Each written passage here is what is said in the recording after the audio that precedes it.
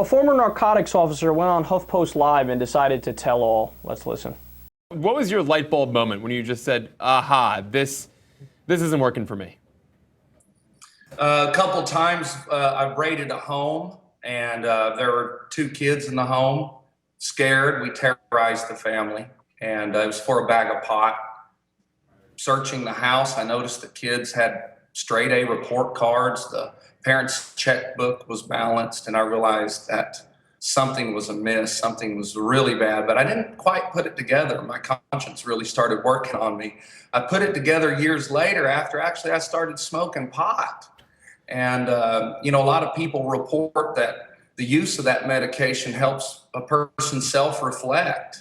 And wow, the veil came off. Then I started doing the real research for myself instead of believing the propaganda. And I cried for a year after I found out the truth and what I had been involved in.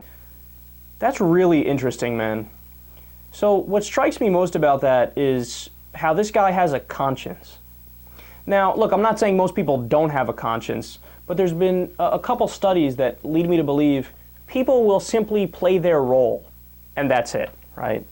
So, for example, the Stanford prison experiment, where some students were prison guards and other students were prisoners, and they're supposed to stay like that for, however many weeks and play the role, and it was supposed to be an experiment, a psychological experiment to see, give us a little insight into human nature. And what happened is they had to stop the experiment early because the prison guards became so brutal and vicious and authoritarian and like actual prison guards who thought they were who they were, and the prisoners became so passive and dismissive and like actual prisoners who had the life like seeped out of them, right, that it was dangerous. So they had to stop it. And what that showed you is that if you are part of something, you internalize it and you become part of it. So if you're a police officer, you think you are the law, you are the authority, and you don't question things, you don't ask the more existential questions. But this guy did. And I give him so much credit for doing that. That really shows something about his character. And then furthermore, I love the points that he made about, the straight A's. So how, I saw the kids' report cards, it was straight A's, and I saw that they balanced their checkbooks, and they're just regular people. And I mean, think about it, you really are flat out ruining a person's life. Not even ruining it, you're taking a person's life away. They don't have a life anymore if you take away their kids and then put them in jail. What's going to happen? They're going to come out later and everything's going to be the same? No, not at all. And he's admitting it. He's like, look, here are people who are just people.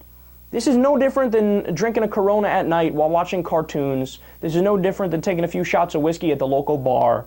If you want to relax and smoke some weed, there's no moral dimension to it. There's nothing about that that's criminal, right? And honestly, there's nothing about that that even requires treatment, right? I love how the debate is, should we criminalize it or should we make a treatment? I'm in favor of the third way, which is neither. It's like alcohol. It should be legal, taxed, regulated, and that's it.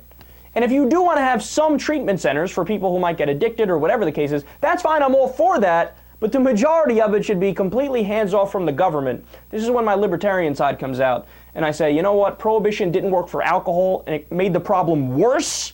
Gangs popped up, there was more violent crime, people died when they drank alcohol because it was cut with disgusting chemicals that killed them, right?